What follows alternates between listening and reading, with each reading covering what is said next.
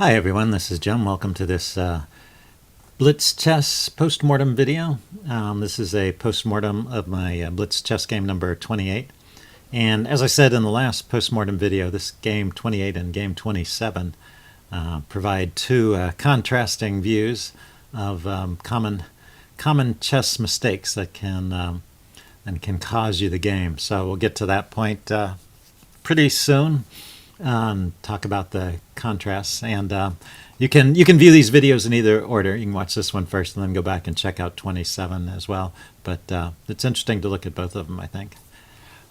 So in this game I was black and I played the center counter defense. My opponent opened with e4 and I opened with d5, so the idea is just to immediately challenge in the center, and usually black will take, and then you can take back immediately with the queen. That happens a lot.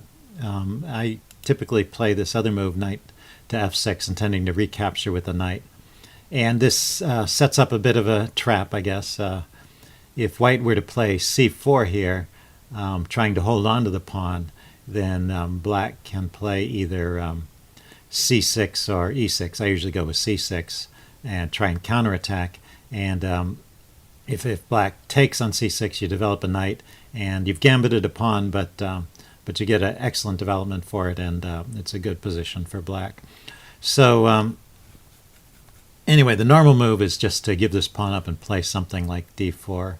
Knight c3 is the number 2 choice here, so all good so far. I take, and then instead of taking back, it's probably better to just keep developing with bishop c4.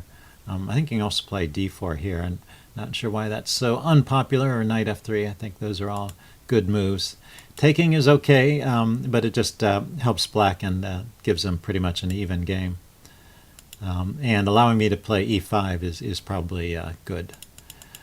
Good for black. If he managed to get d5 in there before I got e5, then white would have more control of the center.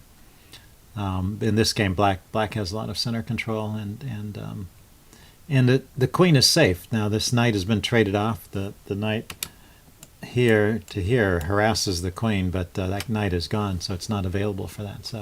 So black can just leave the queen in the center for quite a while, and that exerts some influence on the position. So I continue on with development. I didn't really have a good square for that bishop, so I just stuck it in here supporting the pawn, with ideas of pushing this pawn later on.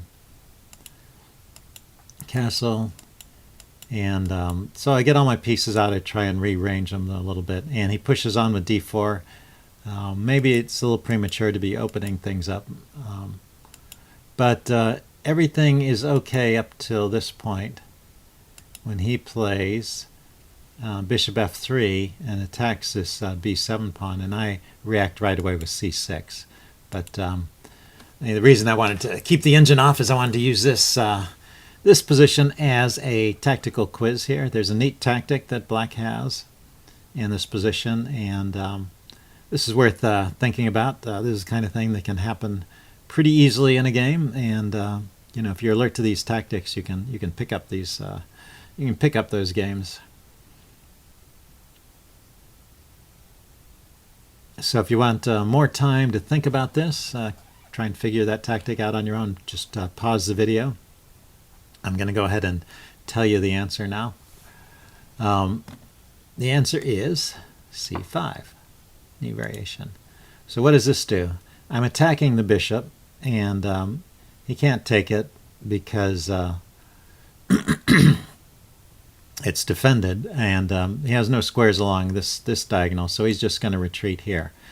And now the point of the tactic is revealed. You have the rook opposite the queen, and you have the bishop pointing at the h2 square. So you can play this move, bishop takes h2 check, and after king takes bishop, you can play rook takes queen.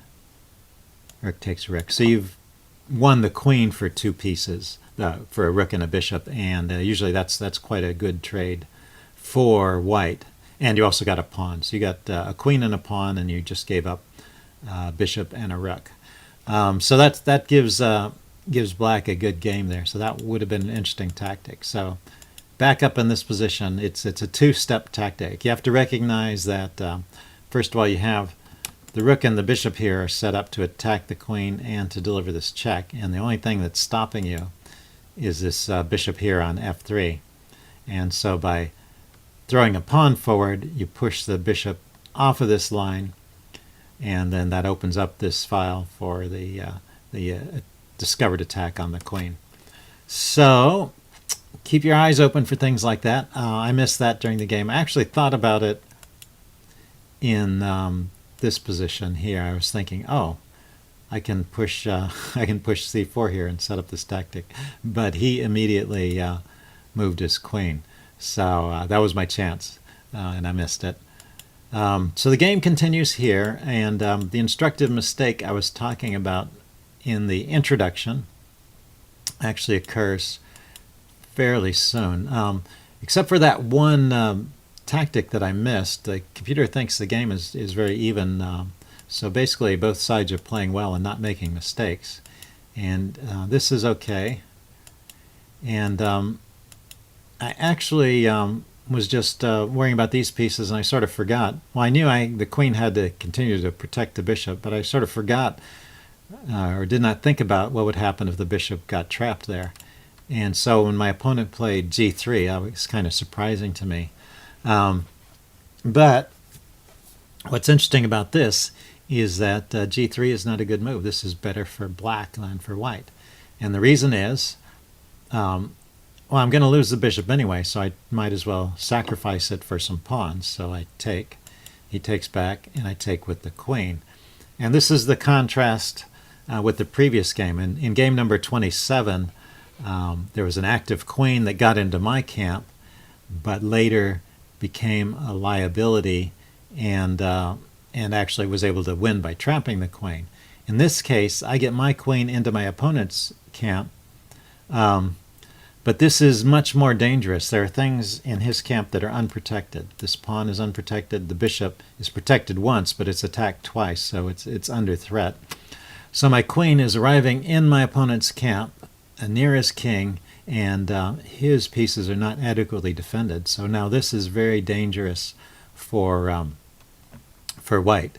And the computer thinks this is the losing move. Actually, the computer recommended the queen coming back to g2, but that just loses a piece. Yeah, actually, it's giving me the piece back. I should say that is the way to think of it, because I lost my bishop already. So this, by retreating the queen, that allows me just to take his bishop, and king h2 is how the computer line went, and rook f3.